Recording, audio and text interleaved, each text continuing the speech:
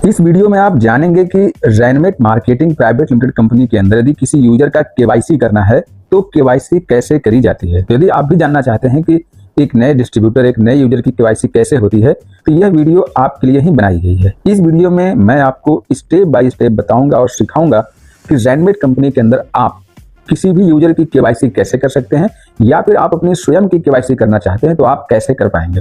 किन किन बातों को आपको ध्यान देना है उन बातों को भी मैं आपको बताऊंगा, इसलिए वीडियो को आपको स्किप नहीं करना है, शुरू से लेकर लास्ट तक देखना है, क्योंकि केवाईसी आपके वर्किंग का एक मेन पार्ट है। इसलिए इसे बहुत बारीकी से और ध्यान से भरिएगा।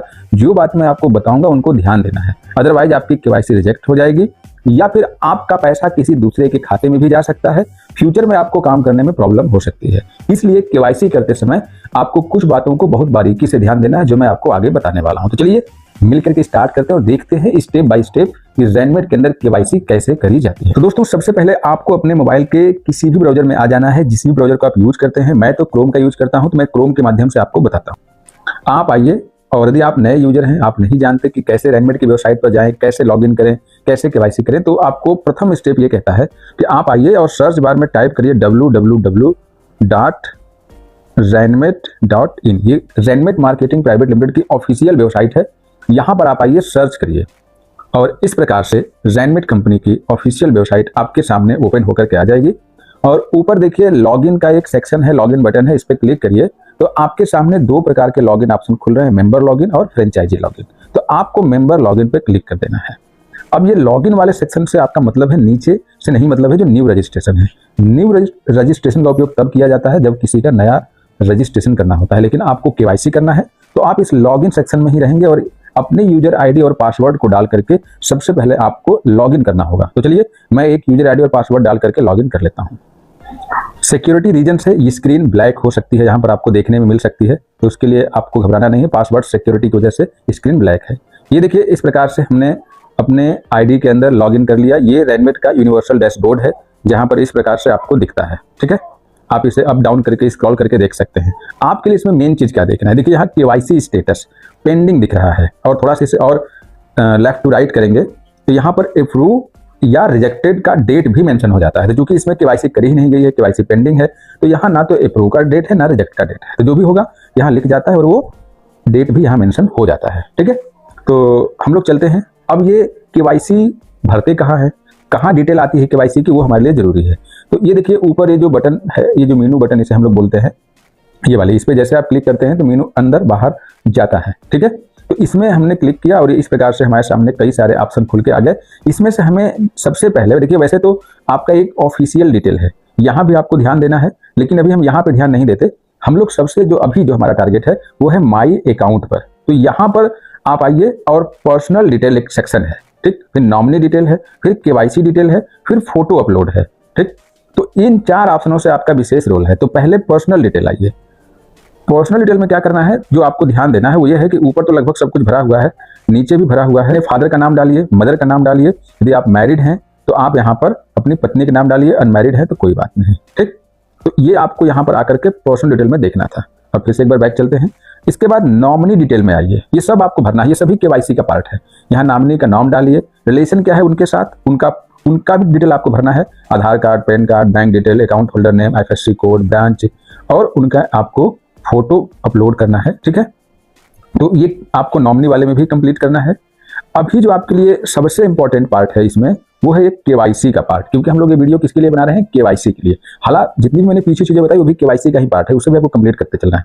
लेकिन ये वाली केवाईसी वो केवाईसी है जो आपको इनकम प्रोवाइड कराती है। जब आप काम करते हैं तो काम करने के बाद जो आपका रेवेन्यू जनरेट होता है, जो इंसेंटिव बनता है, वो आपके खाते में कैसे पहुंचे और आप सही व्यक्ति हैं कि नहीं, वो आपका वेरिफिकेशन होता है और सही खाते में पैसा भेजने का प्रोसेस, ये मेन केवाईसी वाला पार्ट है। तो चलिए केवाईसी डिटेल को समझते हैं।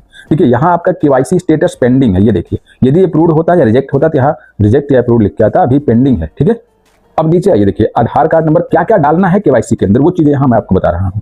जो मेन आपका पार्ट है, Aadhaar card number, PAN card number, bank account number, जो कि आपको बहुत बारीकी से भरना है, अकाउंट होल्डर नेम, फिर आपको IFSC कोड डालना है।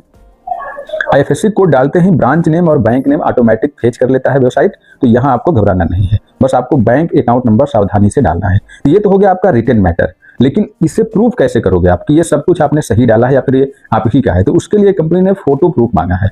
तो इसमें आपको आधार का फ्रंट साइड, ठीक है, जिससे ये पता चल सके कि आप वही व्यक्ति हैं जिसके नाम की यूजर आईडी है। फिर आधार का बैक साइड, इससे आपके एड्रेस का वेरिफिकेशन हो जाता है।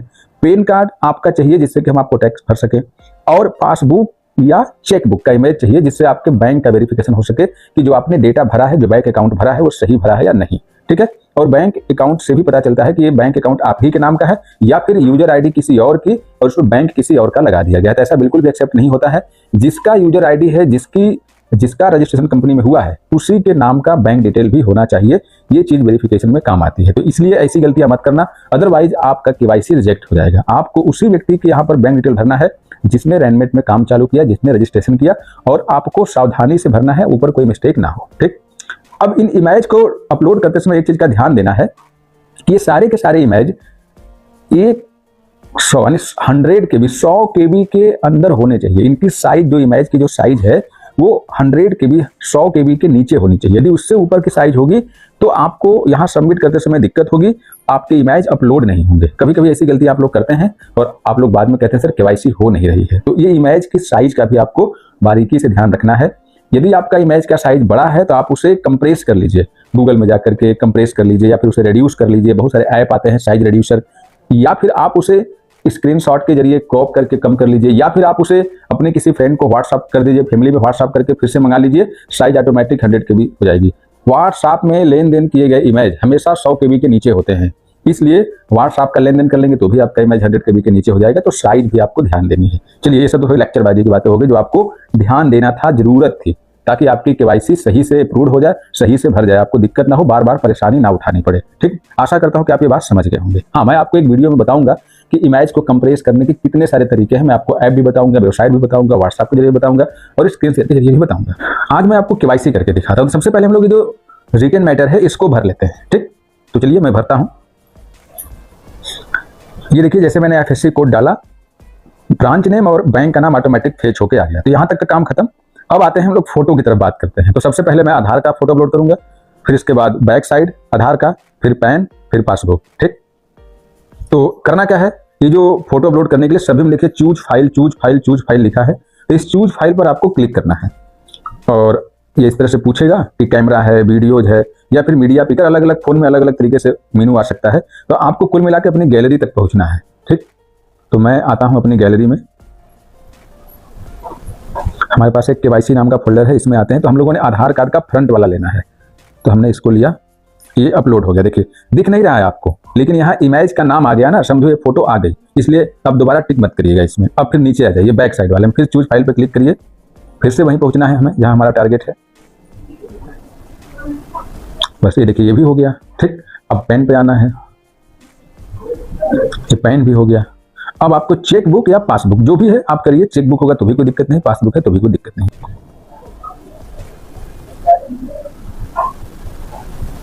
ये लीजिए, मैंने यहाँ पर चारों जगह भर दिया, आधार कार्ड का फ्रंट, आधार कार्ड का बैक, पैन का इमेज और पासबुक, ठीक।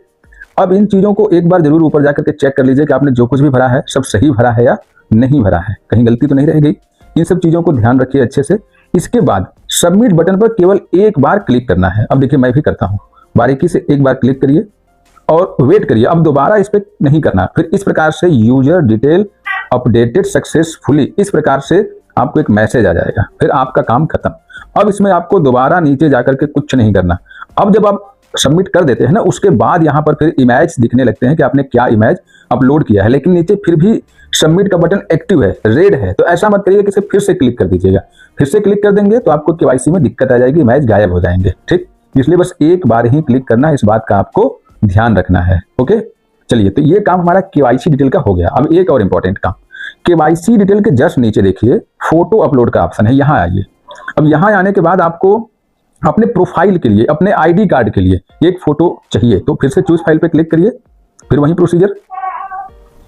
ये लीजिए, हमने इसको भी क्लिक कर दिया। अब यहाँ भी सबमिट पे क्लिक करते हैं।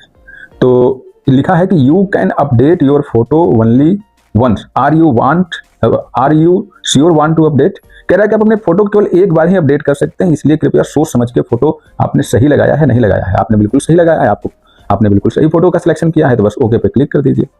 तो इस प्रकार से देखिए आपका ये रिक्वेस्ट भी सबमिट हो गया और यहाँ पर देखिए आपका प्रोफाइल फोटो लग गया। लेकिन अब यहाँ पे एक बटन है जो सबमिट की, ये रेड दिख रही है, एक्टिव दिख रही है, तब इस पर दोबारा आपको क्लिक नहीं करना क्योंकि आपका फोटो लग चुका है। ठीक, फिर से इस मेनू के बटन पे क्लिक करिए। अब ये आपका जो माई अकाउंट के अंदर जो इतनी चीजें थी वो आपका काम हो गया। अब आइए नीचे बिलिंग एड्रेस। तो बिलिंग एड्रेस ध्यान दीजिए, आपने जो रजिस्ट्रेशन करते समय जो एड्रेस डाला था ना, वही एड्रेस आपके बिलिंग में आ जाता है और चेक कर लीजिए कि सब कुछ सही है कि नहीं।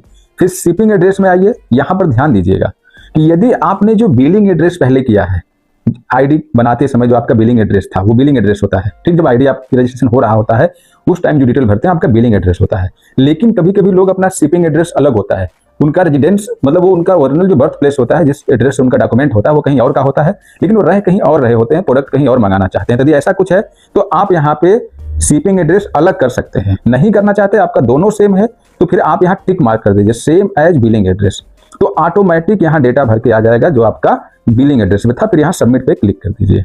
ठीक है, तो ये भी आपका डिटेल हो गया सक्सेसफुल तरीके से। फिर से मेनू पे क्लिक करिए, तो ये आपका शिपिंग एड्रेस भी कंफर्म हो गया। यदि आप अपना पासवर्ड चेंज करना चाहते हैं तो कर सकते हैं, नहीं तो कोई बात नहीं, आपकी मर्जी है। तो ये माई अकाउंट का मैंने सारा सेक्शन आपको समझा दिया जो कि आपके केवाईसी से संबंधित था। एक इंपॉर्टेंट इसमें चीज आपके लिए और है, वो है ऑफिशियल डिटेल, जिसके अंदर welcome letter, distributor certificate, ID card, bond of behaviour, form 16, billing invoice और इंश्योरेंस बॉन्ड आपको देखने को मिलता है। तो इसके ऊपर मैं आपको बाद में बताऊंगा, अभी मैंने आपको केवाईसी से जुड़ी सारी बातें बता दी। अब फिर से हम लोग चलते हैं अपने यूनिवर्सल डैशबोर्ड पर। ठीक है मेरे फ्रेंड, तो अब देखिए हम लोग एक केवाईसी स्टेटस, क्योंकि अभी हमारा अप्रूव हुआ नहीं थे, पेंडिंग ही दिखा रहा है। जब ये अप्रूव हो जाएगा तो यहाँ पर आपका अप्रूव दिखेगा। ठीक, तो दोस्तों इस प्रकार से वीडियो जरूर थोड़ी सी लंबी है, लेकिन मैंने आपको पूरी और सटीक जानकारी दी है। देखिए यहाँ पर इमेज भी शो होने लगा, अभी तक इमेज नहीं शो रहा था, अभी ये इमेज भी होने लगा प्रोफाइल के तौर पर। तो मैंने आपको जितनी भी जानकारी दी बिल्कुल सटीक और सही जानकारी दी है, जिससे कि आप सही रजिस्ट्रेशन कर सकें और केवाईसी के दरमियान आपसे कोई मिस्टेक ना हो, केवाईसी रिजेक्ट ना हो, आपको कोई प्रॉब्लम का सामना ना करना पड़े। तो उम्मीद करता हूं कि आप इस वीडियो को अपने टीम वालों के साथ जरूर शेयर करेंगे, जिससे कि वो भी सही कैसे केवाईसी करनी है, केवाईसी के सारे स्टेप, सारी सावधानियां आसानी से समझ सकें और भविष्य में एक अच्छे तरीके से बिजनेस कर सकें। तो माय डियर फ्रेंड, आज के लिए इस वीडियो में बस इतना ही। मिलते हैं नेक्स्ट वीडियो में, तब तक के लिए नमस्कार, बाय बाय।